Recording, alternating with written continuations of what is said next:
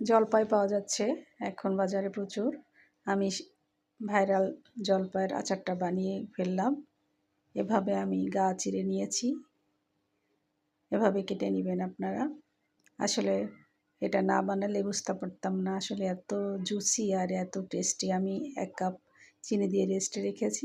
এরপরে আরেকটা কড়াইতে আমি পাঁচফোড়ন আর শুকনো মরিচ দিয়ে ভেজে এটাকে আমি গুঁড়া করে রেখেছি। এবার আমি রান্নায় চলে যাব।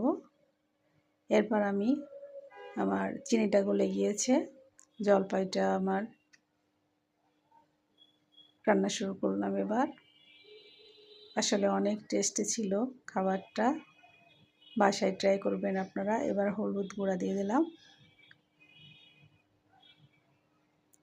এবার দিব লাল মরিচের গুঁড়া। দেখবেন কালারটা আসলে অনেক সুন্দর এসেছে, যেমন জুসি দেখতে অনেক সুন্দর।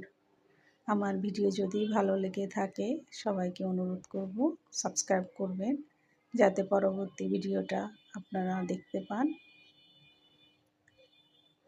এর ভিতর আমি যে পাঁচফোড়নটা গুঁড়ো করে রেখেছিলাম ওটাই দিয়ে দেবো। প্রথমে আমি 1 চামচ দিয়েছি, এরপর আমি চেখে দেখে পরিমাণ মতো পরে আমি আবার আরেকটু দিয়ে দিয়েছি। এরপর আমি দিলাম পিঙ্ক সল্ট, এরপর লবণ দিয়ে দিলাম পরিমাণ মতন। বিট লবণটা আপনারা দিতে পারবেন, সমস্যা নাই। সবাইকে ধন্যবাদ জানাতে চাই, আমার ভিডিওগুলো ধৈর্য সহকারে দেখেন, আমাকে সাপোর্ট করেন। আমি এবার ঢেকে দিব, সেদ্ধ হওয়া পর্যন্ত আমি রান্না করব।